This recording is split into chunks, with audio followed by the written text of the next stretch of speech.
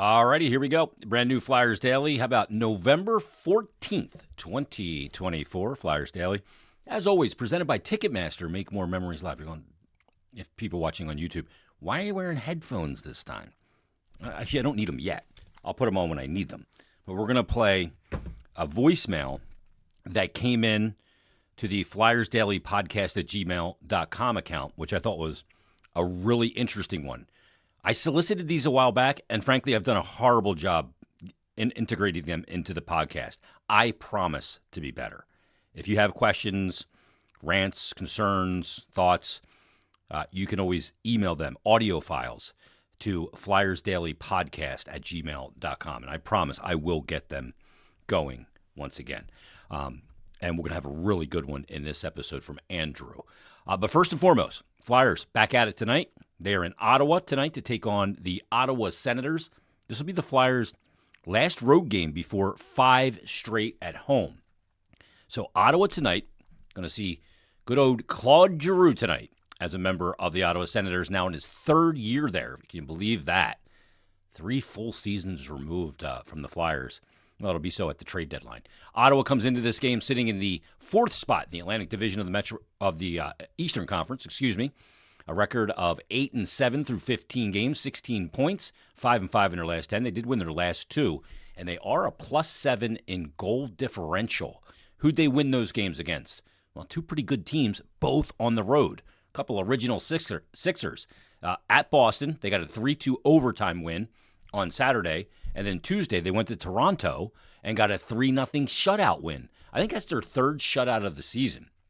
Yeah, it is. They shut out Utah 4-0 back on October 22nd. That was actually with Forsberg in net. It wasn't with Linus Ullmark.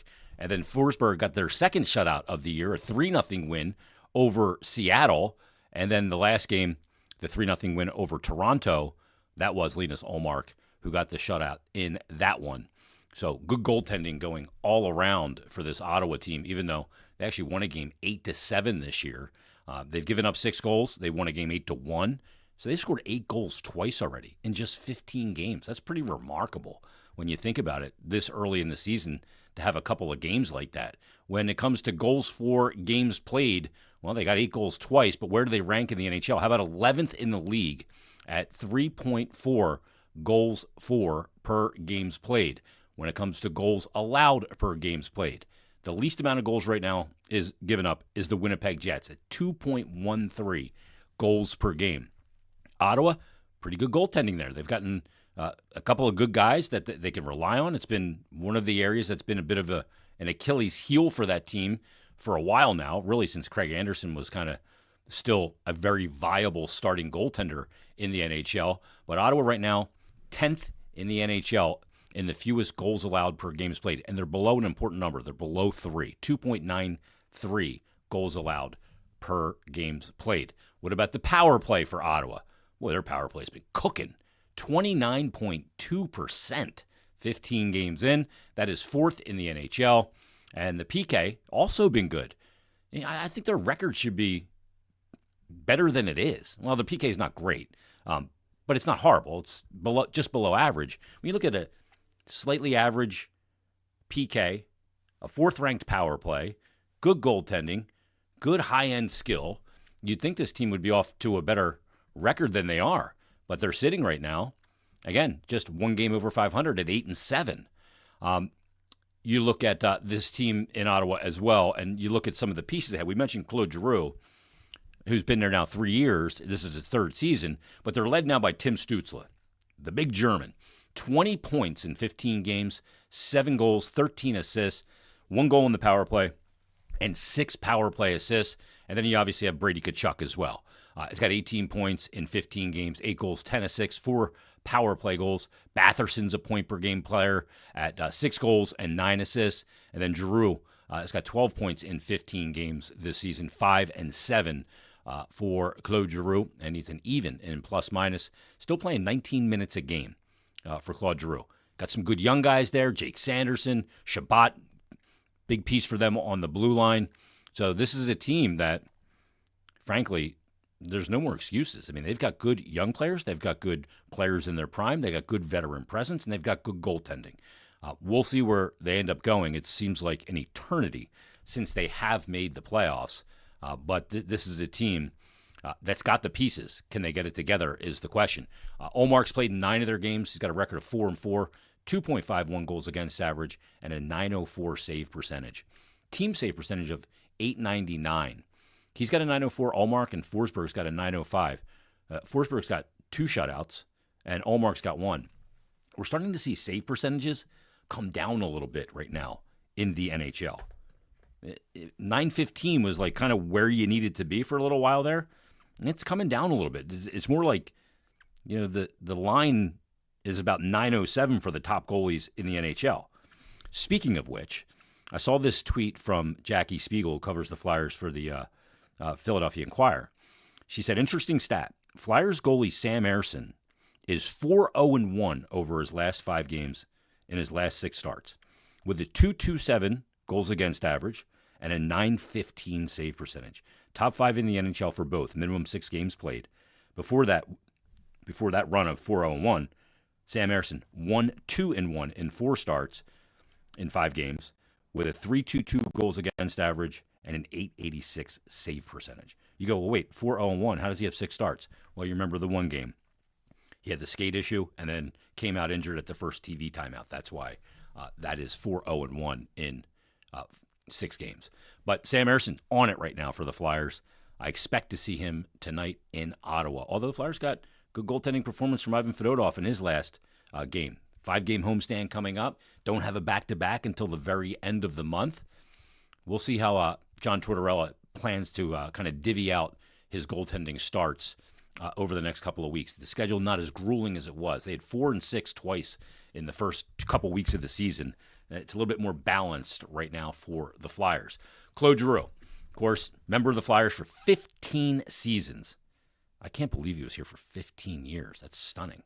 Played in exactly 1,000 games for the Flyers, 291 goals, 609 assists, 900 points on the button, and a plus 27 over that time.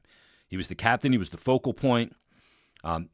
He perhaps unfairly gets kind of lumped in with mediocrity and the fact that the team couldn't win playoff rounds for much of his tenure here. But he was a great Flyer, and when it's all said and done, I believe he will be in the Hall of Fame.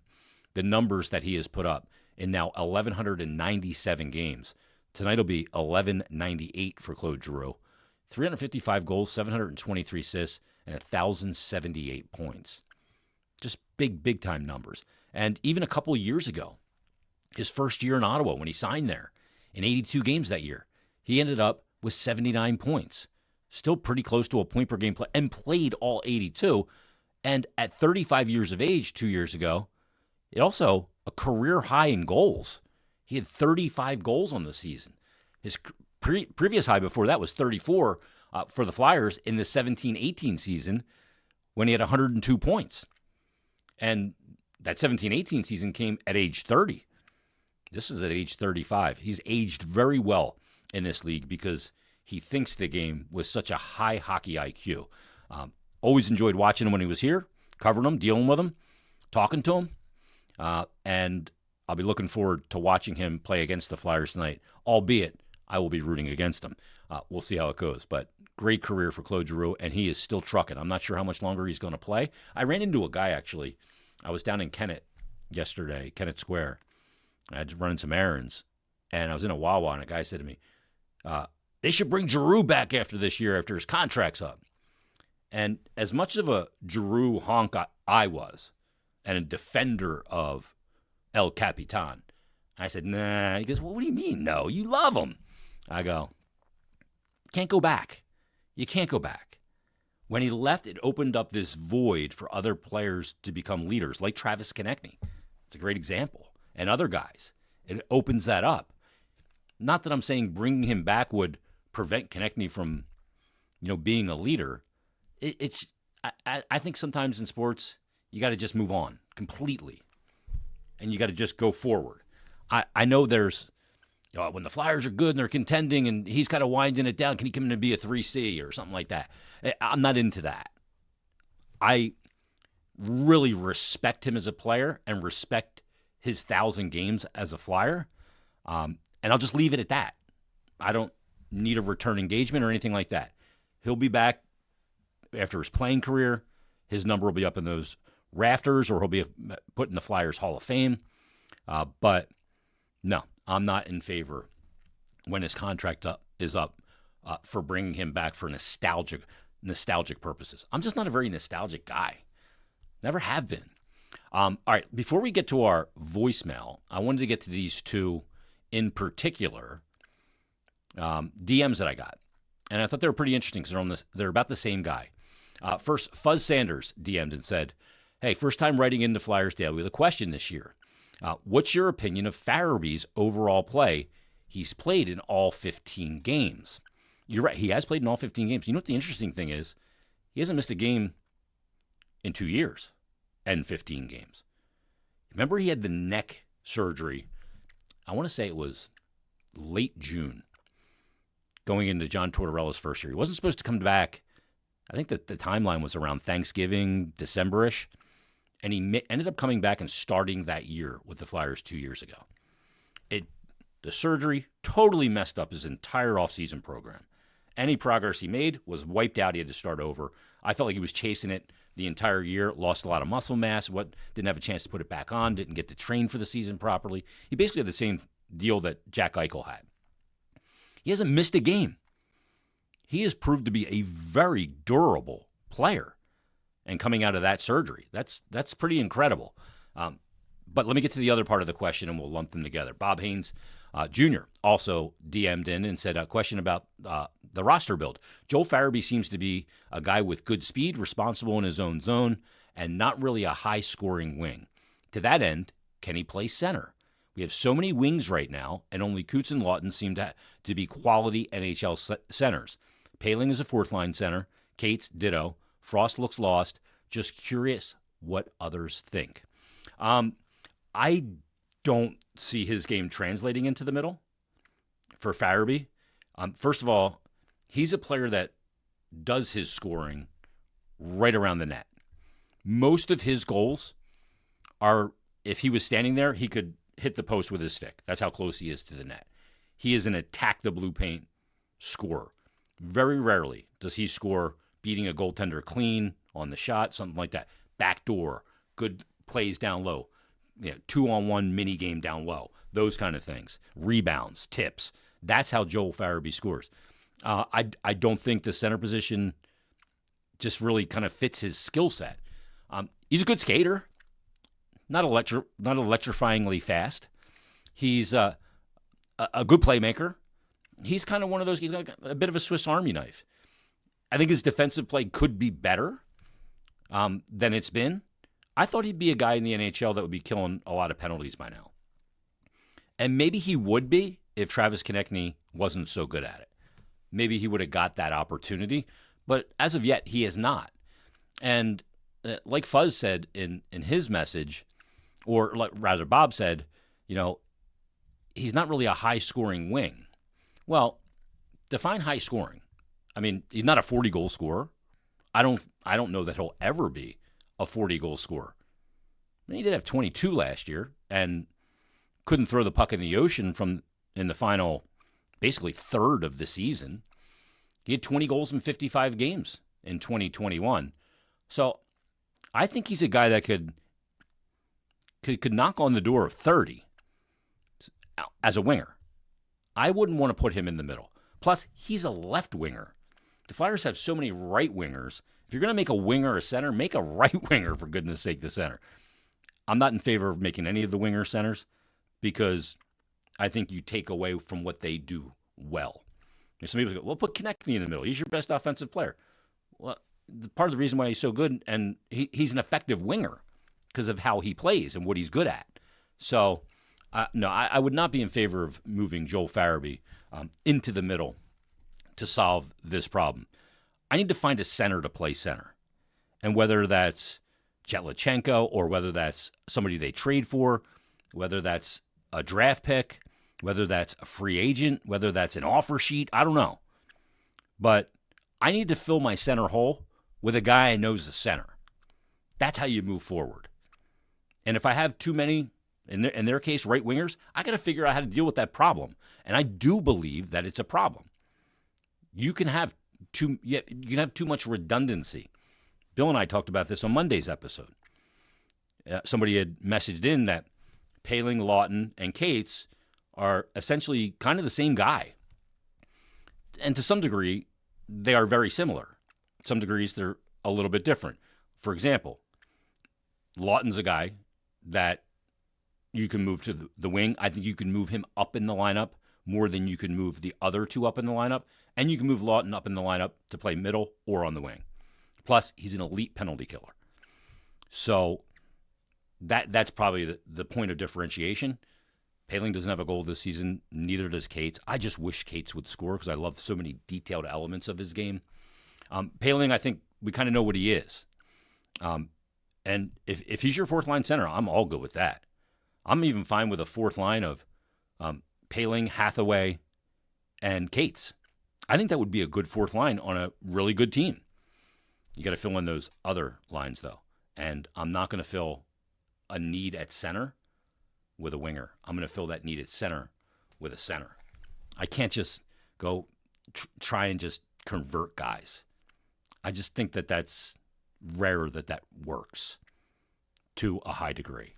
So I would not be in favor of moving Farabee into the middle. But thanks for the note from both of those guys. Now I put on the headphones because I want to get to this voicemail that came in. Again, Ken, this comes to flyersdailypodcast@gmail.com. You can send them there, and we'll feature some, and we'll have some commentary on it. And this one I thought was particularly good.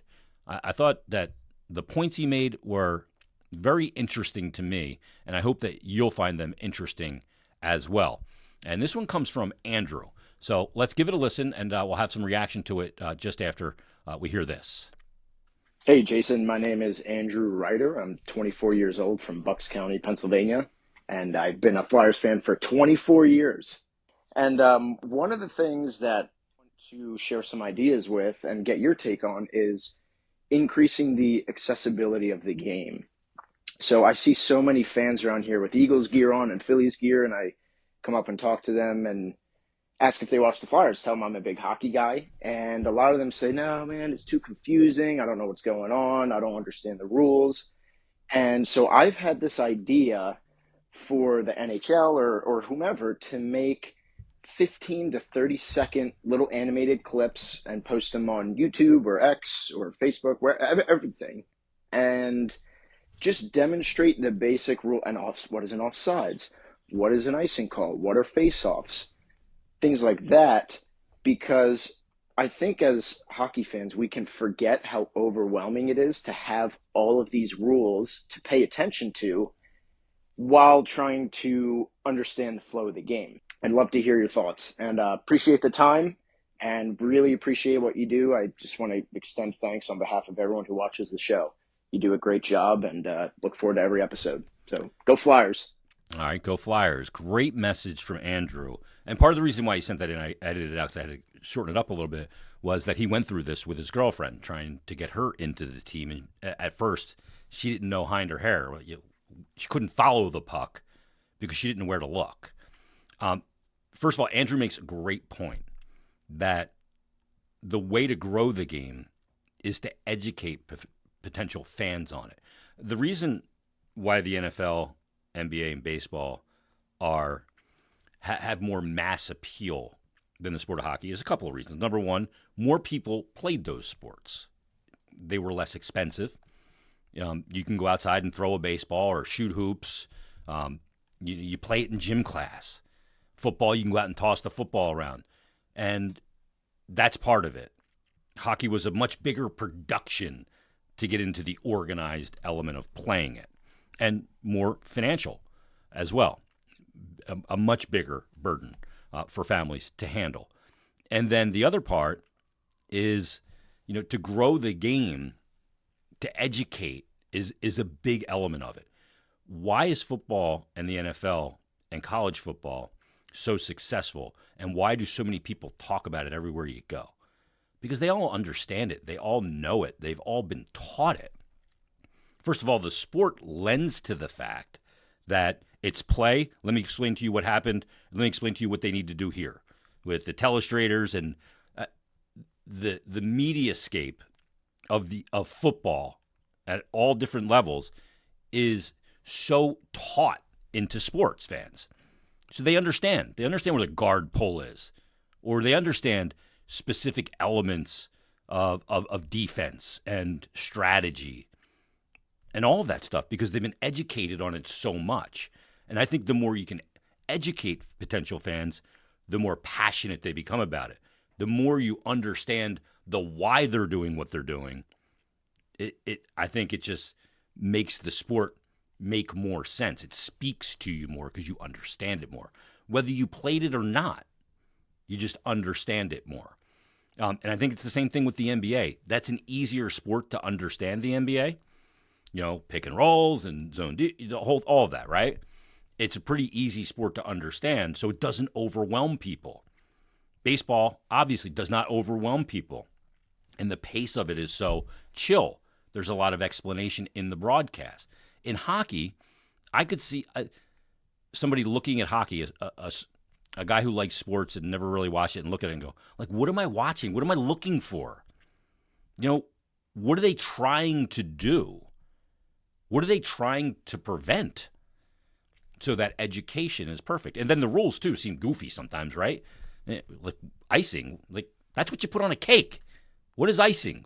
Why does the face-off down there just because they shot it all the way down the ice to try and prevent the other team from scoring? You know, you got to understand the nuance of the rules and those things as well. And I think the more educated new fans are to the rules, the strategy, the why, the how, and all of that stuff, I think that does grow the game. Now, I don't know if you put out, like Andrew said, I don't know if you put out like animated things on the rules. I mean, you can just put out clips.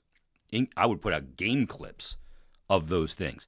But I think it would be smart for teams, for the league, to, in our social media world today with shorts and videos and all this stuff, I mean, learning the game is very demonstrative to see it. Like, I can explain to you what a 2-1-2 split forecheck is, and you might start glossing over.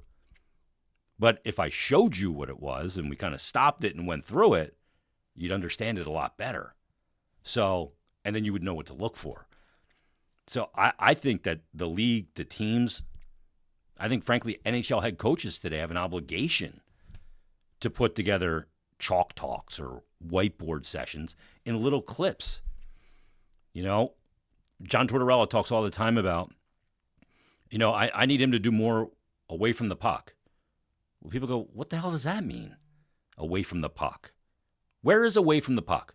Because I'm in the stands. I'm away from the puck. What does he need to do when he doesn't have the puck? To show that would really help crack a code, I think. I've always believed that. And the other way to grow the game, as you guys know, I've talked about it a ton, is the behind-the-scenes access. You'd think, just based on what we've seen for years and years and years, the hockey players are the most boring dudes on the planet because it's forecheck, backcheck, paycheck. You know, they don't show a lot of personality because it's about the sum of the room. It's never anybody wants to kind of stick out. But there's a ton of personality behind the scenes. You got to see more of that. And look, sports fans, like anything else, they're all voyeurs. You know, the team they'll play for 2 hours and 45 minutes tonight in Ottawa. What happened on the plane ride there? What do they do when the game's over? You know, what's the plane ride back like? You know, people are curious about all that stuff. I think if you can peel back that curtain and let them see it, it's pretty cool. You don't have to give them everything. Just give them more. And I think that would help. Educating the fans, giving them more. And I think that's a great way to grow the game. So, Andrew, great voicemail. I really appreciate it. Keep them coming. FlyersDailyPodcast@gmail.com. You can send them in there, and we'll feature some more as we go. Tomorrow, we will break down Flyers Senators. Can the Flyers get the dub? Big game tonight in Ottawa before a 5-game homestand for the Flyers. So join us then, coming up tomorrow on a brand new Flyers Daily.